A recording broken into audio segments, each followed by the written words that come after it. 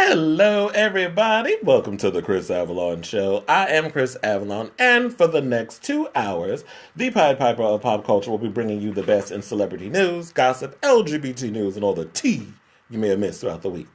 Okay, so let's get right into the show. It's a lovely day. Well, I was gonna say it's a lovely day in New York, but that'd be a damn lie. It's raining. It's cold. It's nasty. I think this is the first time in a while that we as New Yorkers have relished in our level of petty by having a mariachi band and a bunch of people standing outside of the apartment building of a bigot and letting him know that we will not tolerate your bullshit when it comes to learn to speak English in a country built on the backs of oppression and slavery and genocide. Okay? So one of these things you hoes gonna have to learn, the saltines that like to sit behind their phones on TMZ's timeline and the New York Daily News timeline and the New York Post timeline, where a lot of y'all would like to do, and I had to roast and gag you fucking motherfuckers throughout the week, is that y'all not gonna go around and talk about how this is America, speak English. We're the only country that is proud of the fact that we only speak one language. I mean, yes, my predominant language is English, but as far as Spanish goes, I don't speak it well, but I understand it. And one of the things I'm going to be doing later on this year, because I am going to Spain next year, is that I am going to brush up on my Spanish. Because one everybody knows is that, you know what, sex may be the universal language, but I at least want to know how to speak what I'm speaking to lead up to it. So, so that's why I'm going to be like wanting to learn different. And I've always been fascinated about like different cultures and that sort of thing. So that's one of the reasons why, one of the main reasons why I embrace different cultures. I like learning about different people and where they're from and the different languages and what they eat and how they live and all that other stuff. So. I know y'all probably like, why the hell am I wearing a sweater? It's cold. Shit. I'm too lazy to get up and turn the damn heat on. So I got a little sweater on right now because I am cold. Otherwise, I'd be in my little Wonder Woman shirt. See? Wonder Woman. The titties would be out. I'd be wearing I'd be exposing my little Wonder Woman tees. And then that's it. But anyway, let's get right to the show. Let me stop being silly. The first topic I want to get to is Chance the Rapper. So he wound up getting, well, I won't say foot in hot water, but it sparked a debate because he wound up saying this dumb shit at like a commencement speech he did at a college, and basically said that Beyonce's performance at Coachella is better than any performance Michael Jackson ever did. Do we have the clip of that? Oh, we do? Ooh, play it.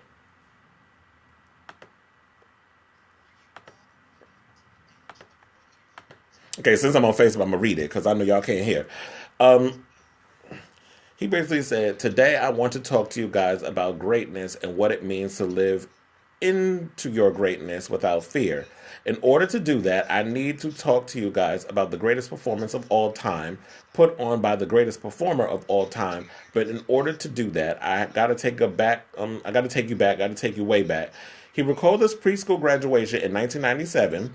Preschool, girl, really? Like, you didn't even know who the fuck Michael Jackson was in preschool. Where his name was listed on the program like a line item, Chancellor Bennett, Michael Jackson dance. They asked me to be Mike, and I delivered. Watching him taught me a lot about the lessons I try to carry with me as a performer today. Work hard, captivate your audience, and never set any limitations on your own greatness. He went on to call Michael an inspiration for Beyoncé to outdo him and become the greatest performer of all time, and her greatest performance, according to Chance, was her most recent production at Coachella. He said, we all have a responsibility to not be as good as them, but live up to their example, but to actually surpass them even when it seems scary. We have to overcome that fear and be greater than our role models. He asked if they use Jackson's dedication to becoming greater than his idol, James Brown, and Beyonce becoming greater than the man who held the spot before her as a standard to what it looks like when good becomes great. So basically, we're just saying that her performance was better than anything that he ever did, and I don't know. To me, I'm just like I'm stalling because I'm like waiting for this shit to be over, so then I can tell you my full opinion.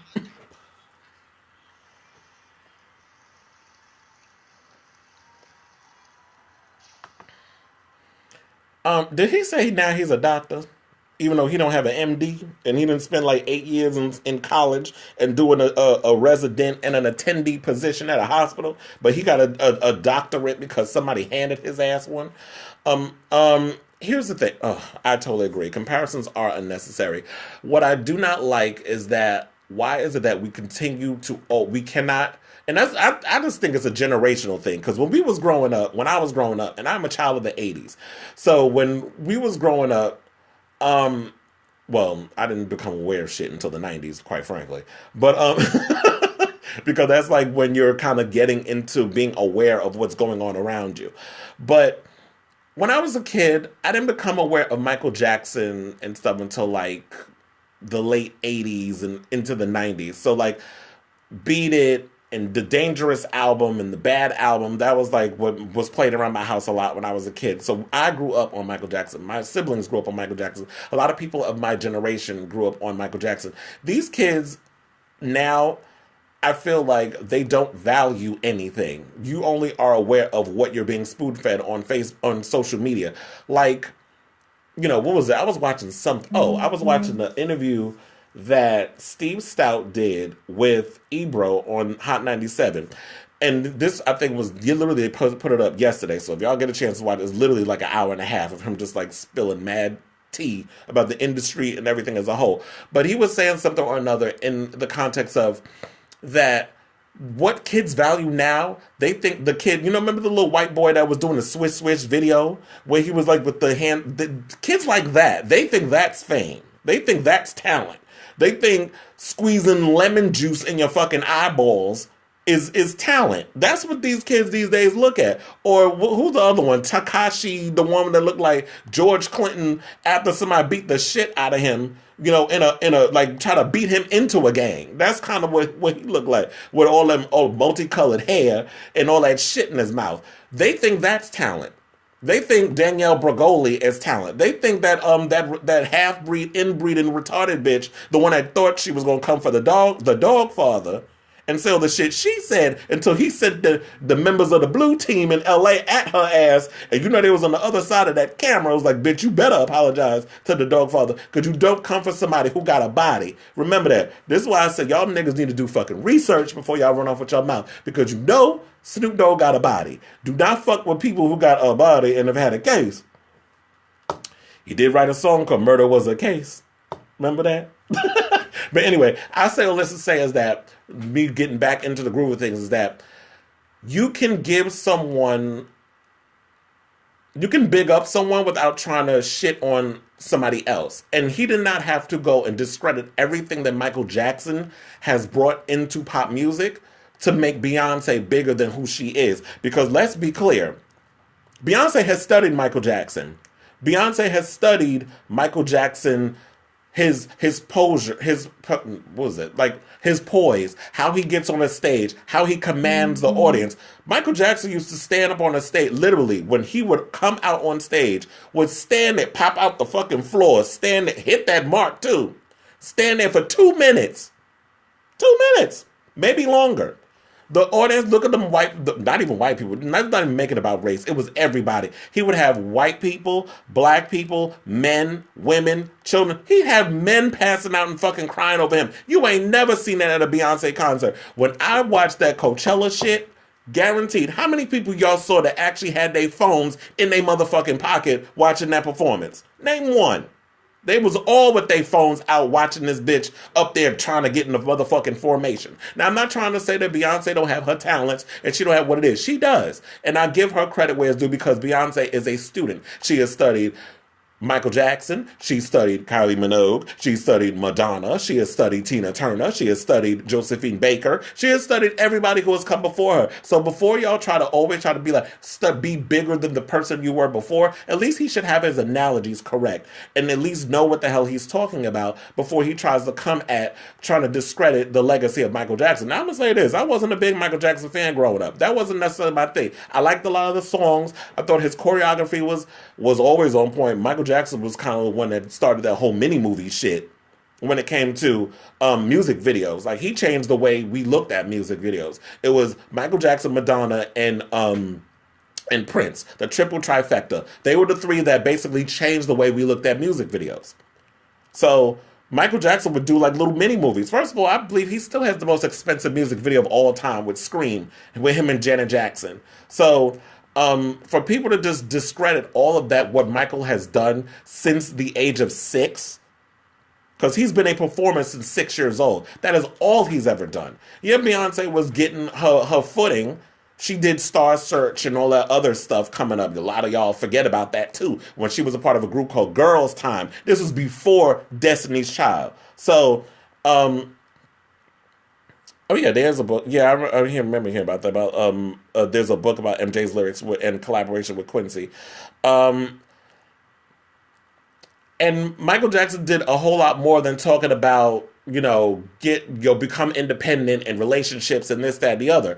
He also wrote songs about making the world a better place and loving loving your neighbor and being bigger than yourself and that sort of thing. So Michael Jackson is beyond just talking about, so and so did me wrong and shit. And I'm not trying to discredit everything Beyonce has done, but I feel like if you're going to talk about Beyonce and if you're going to talk about her being great, then you need to you don't have to put someone else down to bring someone up. And I've noticed that a lot about the younger generation coming up now. Like when you try to formate your argument. I've had this conversation with my cousin who's like, I think she just turned 18.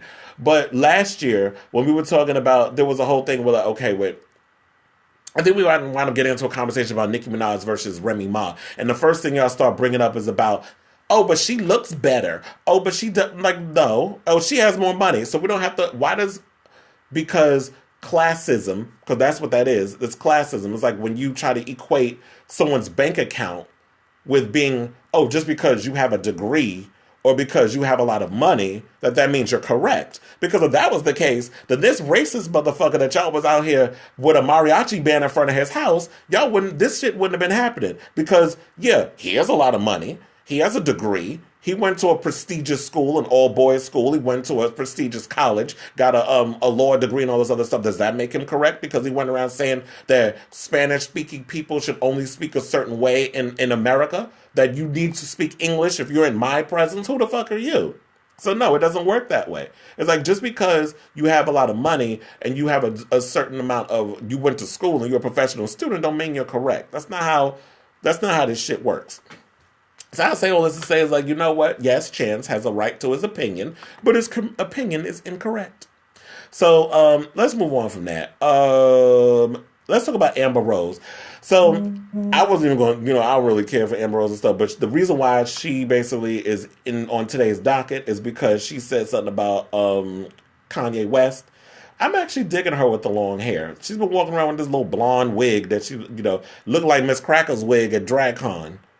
That long Rapunzel blonde wig that she had on. Speaking of which, I got some tea about DragCon and stuff coming up. So if y'all want to hear that, don't go nowhere. So basically she went and did an interview with the Fallen State host Jesse Lee Peterson. She gave her opinion on what Kanye's been up to and says that Trump is basically Kanye in a white man's body. So she said, when I first saw Trump at the podium and just kind of running for president, I was like, oh my God, this is Kanye in a white man's body. I really felt like they had the same personality, like completely the same personality.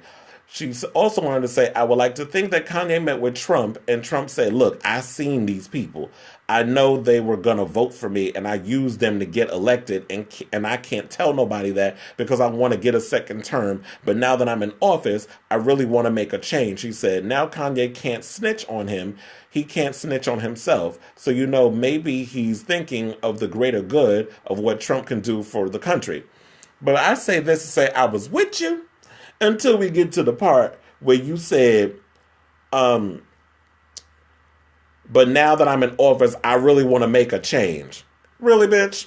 What change is Donald Trump trying to make for the to benefit us as a people? He hasn't done anything.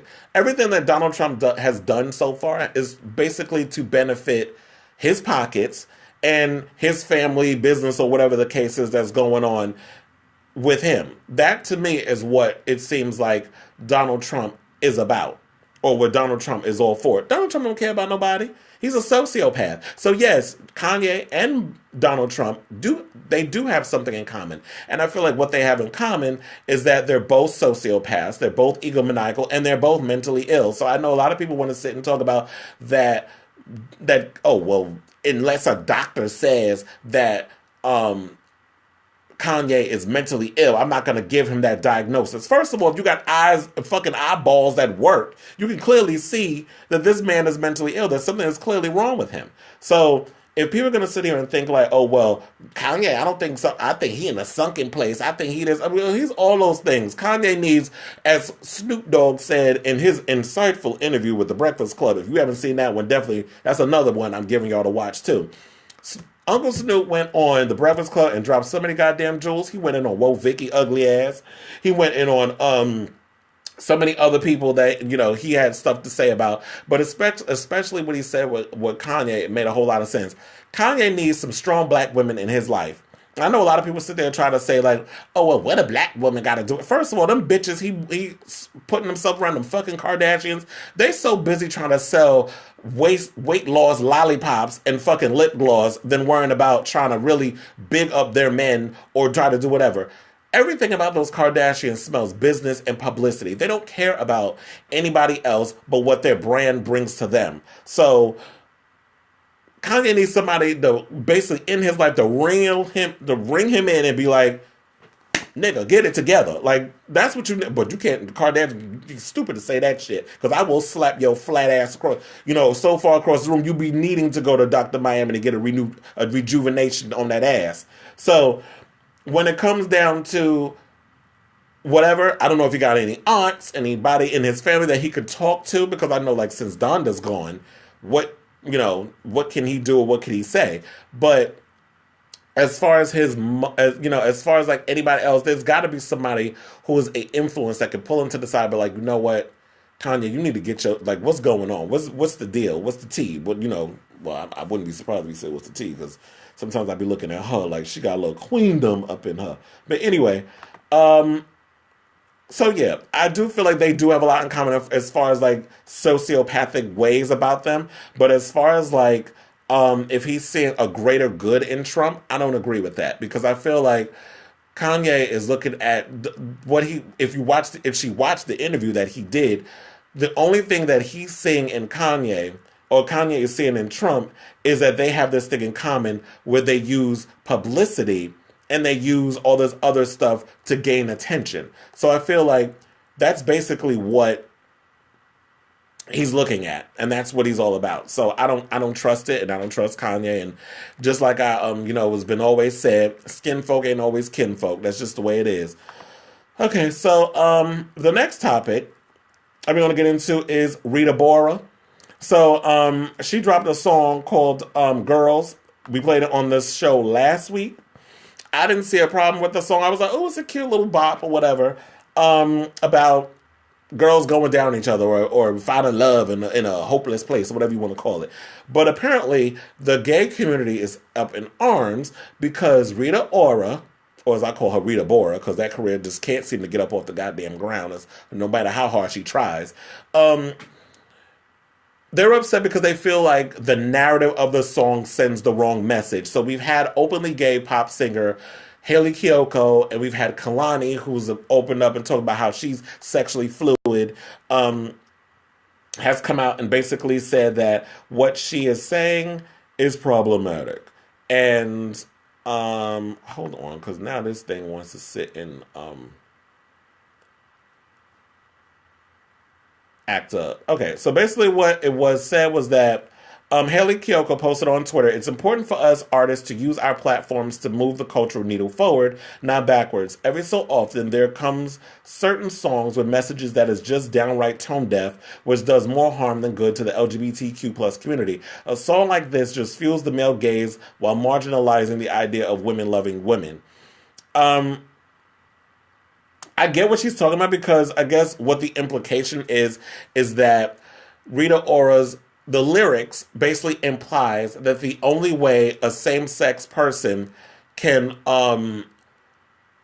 get with someone of the same sex or fool around with someone of the same gender is that there has to be alcohol or drugs involved. And I think that's where the complaint is coming from, where a lot of people, because when you say that, and we hear this so many times, when you say, blame it on the alcohol, or they want to blame drugs or whatever for the reason why people do what they do. Oh, the only time I can have sex, like if I'm a guy who identifies as straight, that the only time that I can get with another dude is by consuming alcohol or doing any kind of drugs. And so that's basically where the complaint is coming from. And I totally get that, because when it's some of us who are literally, we identify as homosexual or whatever you want to identify as, but those of us who actually identify with the textbook version of gay, like we're gold star gay, you ain't never had sex with a woman, don't plan on having sex with a woman, but this is how you live your life. Not a lifestyle, because I hate when people say lifestyle. Lifestyle sound like, just you walk around with like Louis Vuitton and shit on all day. Like that's a lifestyle. Or, like when you watch The Real Housewives and how those people live, that's a lifestyle. Who's sucking your dick is not a lifestyle. That's basically a way of life. So I totally get where they're coming from. And then Haley wrote a long ass Twitter message. And then Kalani wrote, and don't make this personal, I have an incredible song out with one of the artists and would love to work with the other three as well, and have met them all and respect them. There were harmful lyrics, period. The reason I was reading that, because there was like periods in between all the words. So Rita has apologized, and I'm sitting there like, did she really need to apologize though? I'd be like, I don't know. I just feel like we just get so sensitive about shit. But I do feel like, what, if that was your experience, that was your experience. But yeah, I do find it as harmful. And of course, Cardi B had to pipe up about it, because Cardi B is on the song. I would just have to say, as a whole, when I played the song last week, I listened to it a couple of times, the song's not really good. It's not something that, it's cute, but it's not something that we'll be playing. Like, it's not a song that's memorable. It's not a song that's going to last the entire summer. I feel like that song and this is like so far, this is a 2 for 2 with Cardi B, with like 2 trashy ass songs. There's that song that she did, the one that we were talking about, Charlie XCX and all the girl song, and the new J-Lo single that she released earlier this week that I was thinking about playing. I said, oh hell no, I'm not playing that shit. The one with what's it? I call it Basura, but damn, I forgot the name. See, that's how important the damn song is. I don't remember the motherfucking name of it. The song she has with Cardi B and DJ Khaled. First of all, that song is horrible. I listened to it. The only good thing about the song is the chorus. That's the only thing about... Oh, Dinero. That's what it's called. Just came to me in my head. But I call it Basura because the song is trash. So, I get what it is. J-Lo, I feel like so far you've been really hitting it on the nail on the head with the Spanish speaking songs, but when it comes to your English stuff, it's been a dud. Like, girl, what are you doing? Like, who's writing your shit? And Khaled is, in my opinion, a joke. Like, I don't know what people see in his fat ass, and the fact that he likes to top that little child around like it's a ventriloquist dummy that sits on his goddamn lap. That's what it kind of reminds me of when I look at Khaled with that fucking baby. It's like, can you like put him somewhere? Look, Beyonce didn't even have Blue Ivy and the goddamn twins out as much as you had that little boy out. But so basically what Cardi B said about it on Twitter, she was like, "Listen to Girls by Rita Ora featuring me, BB Rexa, Charlie XCX. We never try to cause harm or had bad intentions with the song. I personally myself had experiences with other women. Shit, with a lot of women. I think she meant to write I thought, but she wrote I though. I thought the song was a good song, and I remember my experience." Well, yeah, everybody has their own experience. And it is, but she also says, "I know I have used words before that I wasn't aware that they are offensive to the LGBT community. I apologize for that. Not everyone knows the correct terms to use. I learned and I stopped using it." She's referring to the fact that she used the word queer. Did she use the word queer, or was it that Offset used it and she felt the need to defend her baby's father? Meanwhile, he dipping his dick in other bitches, but she ain't defending that. And then she put, "Exactly me too. My own friends be like, I'm a dyke, so I never thought it was an offensive word." I was like, what the fuck? And yeah, that's true. Like in the hood, like people seem to forget, like in the hood is different. We use words like nigga, faggot, dyke, this and that. I know plenty of lesbians that call themselves dykes. I know plenty of transgender people that call themselves trannies. But everybody all of a sudden wants to be the goddamn PC police and try to say like, well, because I disagree with it. Everybody needs to disagree. Just like I disagree with the fact that Meghan Markle's with this white man. Everybody needs to disagree with me. That's a whole nother story. Because based off a video I watched earlier, one of my friends going on this whole I hate white people rant. Because another black person done married somebody white. Meanwhile, they at home single with nobody to blow their back out. But I also say, you know what? Everything is a teachable moment. We all have to sit and figure out where we fit in this world and stop getting outraged over every goddamn little thing. Basically. If Rita Ora eat pussy every now and again or like her cootie cat lick, if that's basically on her, that's on her. If she want to write this song and use it as a way to pander, then let her pander. But if y'all see through the bullshit, don't buy the song. That's all I got to say. Speaking of which, we need to go in and talk about Miss Taylor Swift because this tea just came out today and she's on tour with that Reputation album, that horrible ass fucking record. But anyway, basically, Pink News did an article stating that there's a study that says that Taylor Swift fans are more likely to oppose gay marriage. Why am I not surprised by this? So they said Taylor Swift, Celine Dion, and Garth Brooks are the most likely to oppose same-sex marriage, according to a new survey. According to the study by ticket reseller TickPick, Swift is one of the artists with the largest portion of fans who oppose gay marriage. TickPick surveyed the answers of 1,000 adults on politics, society, issues, and music. The funny thing is, I could have sworn, wasn't there an article that came out that said that Taylor Swift is like the queen of the gays or some shit? I remember reading that and hollered. I'm like, what? Oh, that she was a gay icon or something like that. It's like, oh no, wait a minute. You don't get to put out, all of a sudden, go from country to crossover pop music, and all of a sudden talk about you the queen of the gays. Get the fuck out of here with that bullshit. Anyway, according to the data, 20% of country music fans tend to oppose same-sex marriage, and 16.5%, well, first of all, Taylor Swift ain't been country in like 8 years. Of jazz fans are against it as well. 19.7% of Swift fans apparently oppose same-sex marriage, according to TickPick again. The number is just below 22.3% of Celine Dion fans and 25% of Garth Brooks. First of all, don't a lot of old people like Celine Dion? And Garth Brooks, like, I never really listened to him. I mean, in our community, he'd be considered a bear. But other than that, it's like, I'm not really a fan of his, so I don't care. Dion, one of the 90s greatest divas, enjoys a strong gay fan base and is pro-gay marriage herself. In 2017, she wrote a love letter to the LGBT community during Pride Month, which was published on Billboard's website. So I don't know. It's like, what do you call it? Is this story basically bullshit? Because if Celine Dion is for gay marriage, then why would her fans be against it? And she's spoken out for gay marriage. Taylor Swift, I have never heard her say anything, not just about like gay marriage, but about anything. I remember people was getting on her because Todrick Hall and her were friends, and they felt like, oh, he's in a sunken place because he hangs out with Taylor Swift. And she's never really come out in the defense of black people, but she emulates a lot of black shit in her music. And always whenever a rapper be up there, the rapper of the moment, up there rhyming trap, over the latest trap beat, she be in the audience looking like the big-ass rhythmless giraffe that she is, standing up in the front row doing her Paris Hilton dance.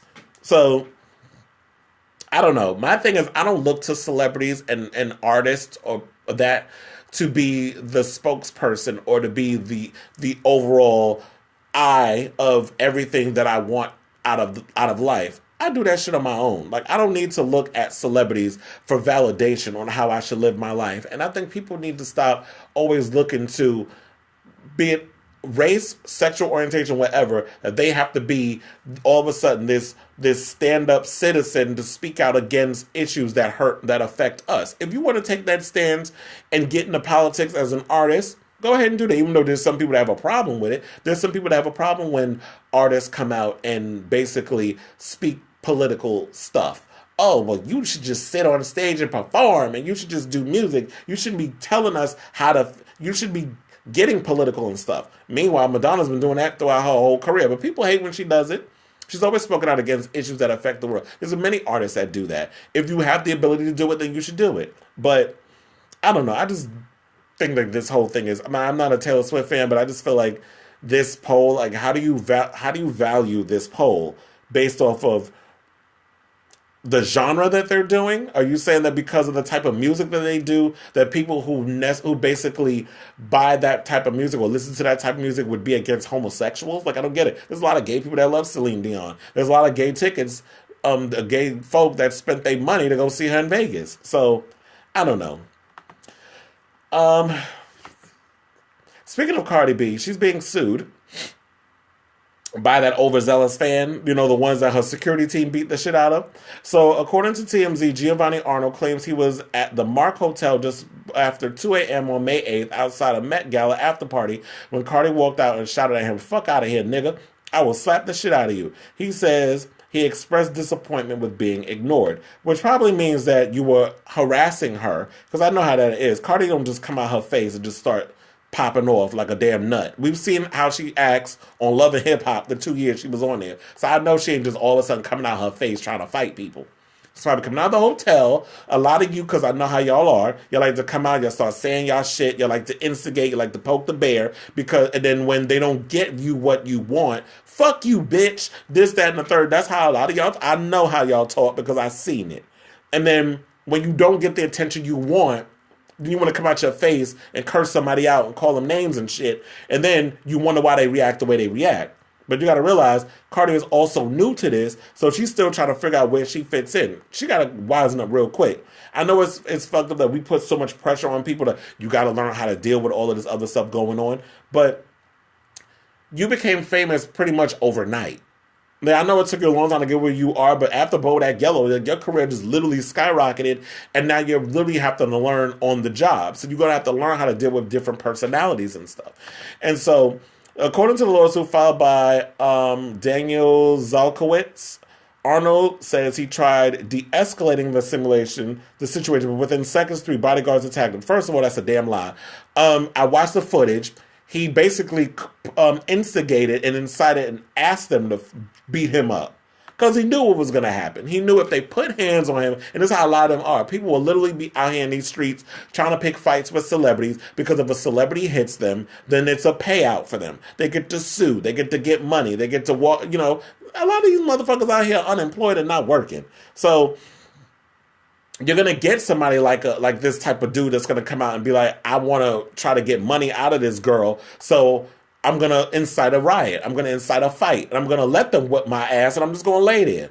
I'm going to play the whole dramatic, you know, like I'm on a damn soap opera. I'm going to work for my Emmy. I'm going to just lay here on this floor till the ambulance show up. So he says he went to the hospital and he suffered injuries to his face, neck, back, and body. Well, that'd be a whole motherfucking body. You could have just said to your body.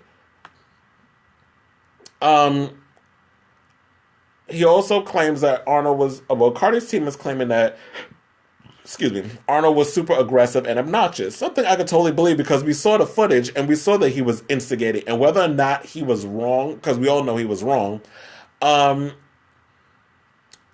what they should have did is you should have had your security team behave way better than you expected from them. And that is, you shouldn't have had you should have people around you that know, like, okay, you can't go around beating the shit out of people.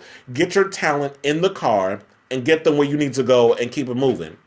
Now, if the situation escalates, I don't know if you necessarily have to take physical precaution, or take matters in your own hands and beat the shit out of somebody, but your main goal is to make sure that your client is safely whisked away. Okay, so she's gonna have to deal with that. Now let's get into some tea about RuPaul's Drag Race. So, as you all know, DragCon pretty much just came and went this past weekend. I was hearing a lot of stories about a lot of unprofessional behavior. I know Bianca Del Rio was talking about it. Someone other than she and Acid Betty wound up getting into a back and forth thing on social media. I was hearing things about how Eureka's team was showing their entire ass and was being disrespectful. A lot of people trying to say it was Eureka, but it was not. It was the people she employed that was working, helping her at her booth. And Asia O'Hara was talking something or another that she was trying to go over there and take a picture and running around trying to take pictures with the other queens. And I could have sworn Asia should have been working at her booth and not being worried about taking pictures with girls that she competed with on Drag Race. If you really wanted to go around getting photos and shit of your girls that you haven't seen in months, you could wait maybe 3 more weeks until the finale of Drag Race, and then y'all could do y'all little photo ops at the after parties or whatever the case is, instead of trying to get in all your little licks and shit at DragCon. Is where you're supposed to be making your money off of those merchandise, because that's basically what Drag Race is now. It's a place for a lot of these queens to make a living off of their merchandising and all that other shit that's going on, and branding, because that's basically what RuPaul's Drag Race teaches you, how to brand yourself beyond the show. So yeah, there was a situation with that, and then she went on social media, and then the fans started clamoring back and forth and all this other stuff. So there was a lot of that. But the one main thing that we should all talk about is the fact that everybody's still alive. There was no shooting that occurred. There was no explosion that occurred. You know, all the shit that Tyra Sanchez implied was going to happen weeks before DragCon. So, recently, what was it? It was earlier in the week. That's why I'm doing it today. Tyra finally explained her alleged threat to people attending DragCon this weekend of the 12th and 13th of May. The Season 2 winner of RuPaul's Drag Race posted a Facebook status that triggered security concerns about the event in Los Angeles on the 12th and 13th of May. She wrote, "Do not attend RuPaul's DragCon on May 12, 2018. Don't say I didn't warn you." So after all of that, her shit was reported to the FBI, and all this other stuff came out. So, as a result, Theodore Carreras from the Counterterrorism and Special Theodore Carreras from the Counterterrorism and Special Operations Bureau at the Los Angeles Police Department, say that 10 times fast, that's a mouthful, contacted the Drag Race star for answers. He wrote in a now leaked email, "Good morning. Can you please call me at your earliest convenience? I just had a few questions, and I believe there is a misunderstanding regarding a few of your Facebook posts involving an event that is to take place here in LA next month. I would love to close this case, but I can't until I speak with you." So Sanchez replied, "No, I will not. Stop contacting me about a Facebook post. If you contact me again, I will pursue a lawsuit is one word, not two, for harassment against you and the LAPD law enforcement." Then Carreras responded, "Until I interview you telephonically, through email, or in person, this case will remain open and you may be brought up on a criminal threat charge." To which Sanchez replied, "Sir, I have not threatened anyone. Do what you want, or do what you must." Carreras responded, "Read your post. A lot of people have interpreted it as a threat and it looks like one on face value. Just need to talk to you." And so now Tyra went on to make the excuse saying that everything that she had written in regards to the threat, she said it was art. Really? I feel like maybe the crazy shit that Shia LaBeouf has done in the news over the years is art. You threatening people on Facebook in a post is not fucking art. If that's your version of art, bitch, then you need to go back to art school and get you an art degree, because that is not motherfucking art. So she broke it all down. She said, "It's art. It's meant to be left up to the interpretation of the viewer. It's not my fault how you or anyone else interprets my work. If you or other people don't like my work, you guys don't have to follow or engage with it. It's that simple. I could have been warning them about the weather. I heard it's supposed to rain that day. I could have been warning them about the racism involved with the event. From experience, I know how they treat people of color. I'm sorry, everyone doesn't have a mind as abstract as mine. Again, that's their problem, not mine." And she goes on to say, "It's art. I have black glitter fingernails. I wear a Beyoncé wasn't built in a day t-shirt, and I walk with a twist. Yet you think I'm a threat. Come on now, man. I'm sure you have more serious cases you could be working on other than a guy who dresses as a woman for a living." See, this is another thing. Y'all not going to use drag as an excuse to justify your ignorance and your bigotry and your bullshit. You're not going to do that, because there's a lot of people out here who are doing stuff that would be considered not a threat. Like, how about the shooting that happened yesterday? There was 2 shootings that happened yesterday, mind you. 2 separate shootings. The little boy that went around and they was talking about, well, he was being picked on and stuff, and everybody saw the signs but didn't say nothing. Probably because they were so busy worrying about calling the cops on black folk for having barbecues and shit. Or not, or wanting to use or hanging out in Starbucks and not buying any coffee, or whatever the case is that y'all want to call the police on black, or sleeping in a common room while studying. So y'all are all busy dealing with that. So I say, let's just say, Tyra, you're full of shit, and I'm not buying any of this. I feel like your career is pretty much done in regards of anyone fucking with you at any DragCon events, because you're probably banned for life there. I don't see anybody coming out to support your drag at any local club. Nobody's going to fuck with you because of this attitude. And speaking of attitudes, let's talk about the Vixen, since we're going about talking about Tyra Sanchez and her narrative. So she recently did an interview with Queer Team. She's been doing a lot of interviews with a lot of people. Michael Cook, a friend of mine, she did an interview with him. He writes for Hornet. I found her interview there to be also problematic, and I spoke to him about it, and he agreed wholeheartedly. We agreed on a lot of situations throughout the interview. So basically what the question was asked, you definitely didn't shy away from the drama this season. Have you faced any backlash from the Drag Race fandom because of it? And she put, oh, absolutely, but it's not surprising at all because I know that because I'm a very outspoken person of color, it was going to have a lot of backlash. That's what the world does to outspoken people of color. I wasn't surprised and I wasn't fazed by it. I don't know. I just feel like at this point, I've spoken so much about the Vixen, and, I was with her in regards to the narrative of her talking about how she was being treated, how black queens are treated on social media when it came to the conversation between her and Aquaria, on Aquaria playing the victim role, when they were coming at her to the point where she wound up crying because, the poor black, the poor white girl being attacked by the vicious black queens on a reality show. And we always know that narrative of that black people are always angry or pissed off when we speak in a way that people look at us as threatening. So I still like to say is that I was with her at that point based off of how a lot of the queens are treated on social media. And yes, they do get snakes and comments and racial this, that, and the third. Shea Coulee was dealing with that throughout her entire season. People was roasting her, even though she wasn't even a mean bitch on her season.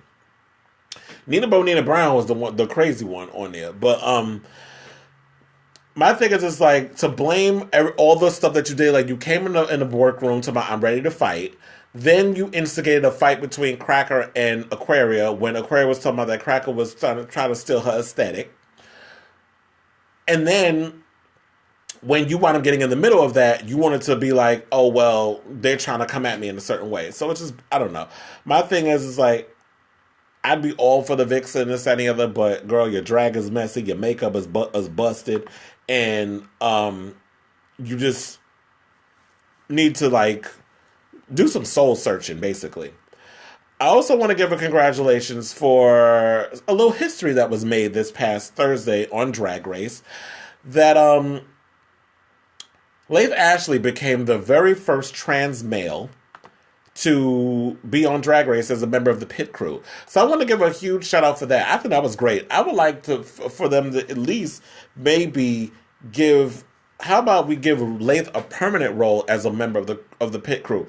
Like, we could alternate them every now and again. If Jason can't be on the show, you can have him come on and fine as Asaph. When first, I could look at that boy all damn day. He is so fucking pretty. But anyway, I said like we could bring in Asaph Gorin. If you don't know who he is, look him up. He was on So You Think You Could Dance. He was on Worst Cooks in America. He's been on a lot of shows. And yes, he's straight, but they only straight to a point.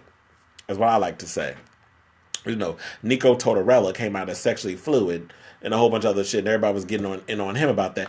But yeah, so I like the idea of that, of the fact that we've brought in someone who is who identifies as a trans male on a show like Drag Race as a member of the pit crew because he identifies as male. But I know a lot of people are going to ask the following question. So, what does this mean? Oh, wait. They said various members of the model team have appeared in each of the 10 seasons of RuPaul's Drag Race and will soon appear in the upcoming Thai spinoff of the show. Well, they're talking about the pit crew, because they do have a pit crew over there. You know what's another thing I always notice? How come on the Thai version of Drag Race, the pit crew, yeah, they come in shirtless with the booty shorts on, but their underwear, but they wear like white tennis shoes. I don't know why they don't do that for the pit crew in the American version. Y'all got them coming in just a pair of underwear and no shoes. I don't feel comfortable with that, because my thing is, if I step on something and I get and I need a tetanus shot, it's gonna be a motherfucking problem. Like, I'm not trying to get no kind of anything stuck in my feet when I'm walking around on no floor and no set.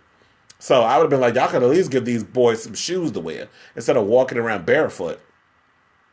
But I know, like, the following question people are going to follow up with is, what about, what is it? What about now on Drag Race? Will we incorporate trans women to perform in drag on the show? And I say, you know what? RuPaul has his set of rules for his show where his version of drag is he wants gay men who dress up in women's clothes as a profession. As of how he did it. He was a gay man who found his calling and his niche in by dressing in drag, and it ushered him into Hollywood and becoming famous because he used that whole thing to market himself as a singer, as an actor, as a producer, as a reality TV host, as all these different things that he's trying to pass on to the girls from Drag Race. And honestly, I don't think they should incorporate it. If y'all want a show for that, then demand a show from another network. Have them create a show with that. But I always feel like when it comes to, and I've had this conversation numerous times, that if you are transgender, your gender is you are a man who is now a woman because that is the gender you feel that you were born as. You were born male out of your mother's vagina or C-section, whatever you want to call it. But you feel in your heart of hearts you are not the gender you was born. So you become the gender you are supposed to be, hence getting the surgery and the hormones and all that other stuff. But to sit and say that, oh, I want to also be a drag queen, but then you get mad because somebody identifies you as a drag queen when in your real life you're trans, it's confusing to a lot of people. So I feel like Rue needs to keep his show as it is. Now, if they decide to come out with a show where, with a bunch of men in their underwear, they want to incorporate trans men into it, then by all means we can do that. But as far as like Drag Race, let him do his show as it is. It would be nice if we kind of bring other types of girls on. I'd love to see some bearded queens on Drag Race. I'd love to see that. There's so many bearded queens that I know that have been turning it out in New York City and so many other places.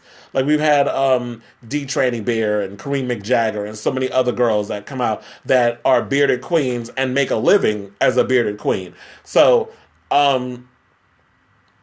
I don't see why we don't incorporate those type of girls into the show and not just have, okay, we got the showgirl types or the ones that do like the pageant queens or the alternative queens, or we have the fishy queens. Like let's lighten up the show, because I have to also say this about season 10. I've kind of been disappointed in this season. And it's like, even though we've had 5 New York City girls, none of the shit that I've been watching this season has truly been like that memorable standout moment. And I don't know if it has to do with the fact that VH1 has picked up the show now. And since they moved the show to VH1, that the magic of RuPaul's Drag Race is not there anymore. I don't know if that's necessarily the truth, but I'll keep you guys posted. But I have to say, once again, congratulations to Lath on this, and hope he continues to make strides. I wish they were giving us another season of that show, Strut. I don't know what happened with the show. I like that show. I like the idea of having, a trans modeling agency and all the stuff that they were doing with that. I would have really liked to have seen that show get a second season, but I don't know what's going on. I know Tyra Law, I was about to call that. Dominique Ross. I always know it's Tyra Law, honey. Dominique Ross is about to make her debut in a new TV series called Pose on FX. That comes on next month, so I'll be looking forward to that. I know Arise is doing her little modeling stuff. I know Isis is doing her modeling stuff. We just saw Lath on this show, RuPaul's Drag Race. So they're all doing their own little gigs here, there, and everywhere. I just really feel like we need. I wish we had a gay channel that really would like give us more shit to do, because Logo was a hot ass mess. I do like the fact that Guess What, Project Runway is going back to Bravo. I was excited to read about that. Um, I do wonder if it's going to be an hour and a half like it used to be, like it was on Lifetime, or if they're even going to bring over some of the people that competed on the Lifetime version over to the Bravo channel, because Lifetime was shady with they shit. When they bought the right, when they scooped up the rights to Project Runway over at Lifetime, all the people that appeared or competed on the Bravo version were not allowed to come on the Lifetime show on the Lifetime network and be around, because they could have had what's his name? They could have had the hell's that boy's name? Christian Siriano, the most famous one from that show. They could have had him come on to be a mentor or something like that on one of those shows. I know they're doing Project Runway Junior, but I believe he was a judge on that with Kelly Osbourne. But yeah, I say all that to say what I'm just saying. Let's just move on from that because I'm ready to move on. The BET Awards have been announced, in case y'all didn't hear, and the nominees are DJ Khaled and Kendrick Lamar have topped this year's BET Award nominations with 6 and 5 nods respectively, including Video of the Year, Best Collaboration, and Album of the Year. Lamar has 2 noms in the album category for both solo effort for his album Damn and Black Panther, the album, which he spearheaded. I'm going to hope and pray that Kendrick cleans up at this year's BET Awards, because Damn is an album I definitely love. I know a lot of people have a love-hate relationship because they feel like it's not as strong of an album as his previous A Good Kid, Mad City. They don't feel like it's that strong, but I love Damn because it's a different type of album. To me, it feels like it's a more abstract record. It's kind of like the record I think Kanye thought he was trying to do with like when he was trying to go a little abstract with his stuff and started collaborating with Daft Punk and all these other people.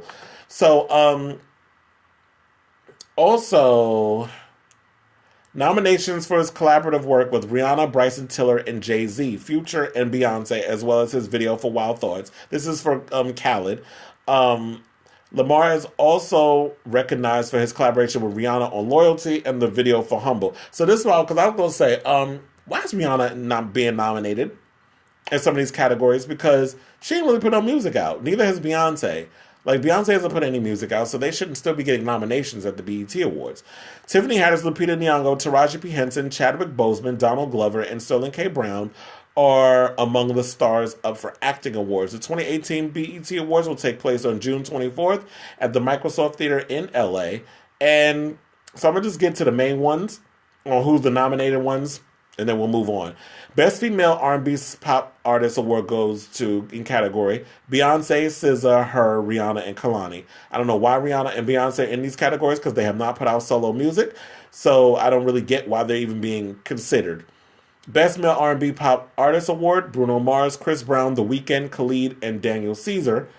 Best Group Award, Migos, A Tribe Called Quest, NERD, Ray Smarr, and Chloe and Haley. Chloe and Haley is on that, I keep forgetting. They're on that show with Grownish. That's the show that they're on. In case people didn't know it. You know, I always call him Ray Smarr, because how the fuck you say that damn last name? Anyway, the one I'm more or less excited about, well, not excited, but let's get to the Female Hip Hop Artist Award. And then we're going to move on, because all the other ones Cardi B, Best Female Hip Hop Artist Award. Cardi B, Nicki Minaj, Remy Ma, Dej Loaf, Rhapsody. Now, I love Rhapsody because that bitch could spit. Dej Loaf, I'm not really familiar with her music. Remy Ma is cute and all, but I feel like she won her award last year. They gave it to her to spite Nicki because they know her damn attitude. I don't see Nicki winning, so my obvious I think is going to go to Cardi B. And I don't know if she's going to, if it's wise, you know, because I don't even know how far along she is in this pregnancy. I don't think it's wise enough for her to even show up at this event. Like, don't get her on a plane and have her coming out, like, have her film, I want to thank this one, that one, the other one. Or have her take a, like Whoopi Goldberg. Whoopi doesn't like taking a plane. She'll take, like, an RV and have drive her out there, because I don't think it's wise to have a woman who is far along in her pregnancy jumping on a plane. I don't know that. Well, that's between her and her doctor anyway. But yeah, as far as that award goes too, I see Cardi B going away with that because this has been a pretty big year for Cardi B, and a lot of these award shows are all about um, pomp and circumstance of who's popular at the moment. It's all a popularity contest.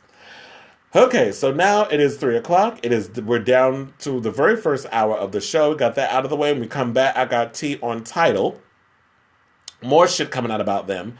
Women's advocacy groups are now trying to, because they came after R. Kelly. Now they've got a laundry list of more men they want Spotify to pull. I want to get into that about who's should we be looking at as judge, jury, and executioner of artists versus what's going on in their personal life. I have some news on MTV Catfish star Neve Shulman being accused of sexual harassment. He's the next one in this whole Me Too movement that I want to bring up and talk about. Whitney Houston, there's some tea coming up about her and her family, saying that she was sexually abused by Dionne Warwick's sister. I got some tea about that. Also, some Busta Rhymes news that came out this morning are going to good too, as well as a whole lot more LGBT news. Like, it's a whole bunch of other stuff I want to get to. Including, what is it? Sarah Jessica Parker saying that the show didn't do right by the LGBT community. I want to get you guys' thoughts on that, as well as, would you spend $6,400 on a pair of headphones? We'll talk about that and a whole lot more when we come back from the next, what show are we on again? The Kris Avalon Show. The Kris Avalon Show. But first, let's play some music. It's going to be a very gay day because we're playing gay artists. Years and Years and Troye Sivan. So we're going to play the Years and Years, If You're Over Me song, play a commercial break, and come back with Troye Sivan's new bottom anthem. Yes, the song is written about bottoms, called Bloom. Right after the Kris Avalon Show.